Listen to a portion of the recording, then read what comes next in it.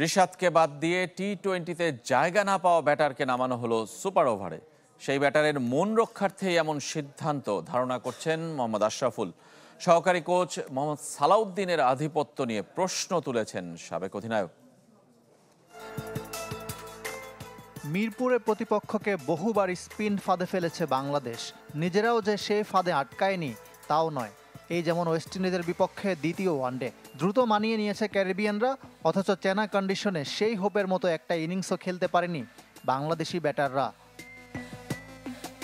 উইকেটের সমালোচনার পাশাপাশি টাইগার ব্যাটিংয়ে স্মার্টনেসের অভাব দেখছেন সাবেক অধিনায়ক মোহাম্মদ আশরাফুল।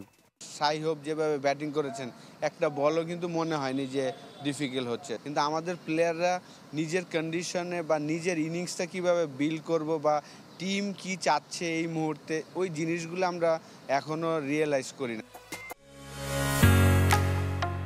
ঢালাইয়ের সেরা প্রিমিয়ার সিমেন্ট।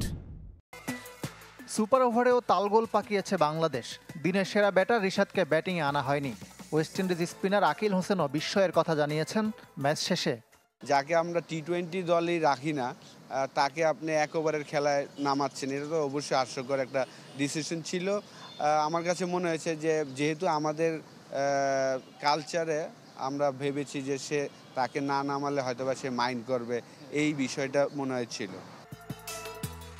সুপার ওভার সহ ম্যাচের গুরুত্বপূর্ণ সময়ে অনেকটা নিষ্ক্রিয় ভূমিকায় দেখা গেছে হেড কোচ ফিল সিমন্সকে।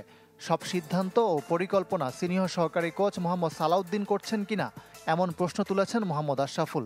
হেড কোচের কালকে ইনভলভনেস দেখে আমার কাছে মনে হয়েছে যে একদমই জিরো ইনভলভনেস, পুরো ডিসিশনগুলাই হয়তোবা সালাউদ্দিন ভাই নিচ্ছেন, আমার কাছে যেটা মনে হয়। তো এই জায়গায় হয়তোবা আরও যারা ভালো আছেন তাদেরও হয়তোবা ইনভলভ করতে পারেন।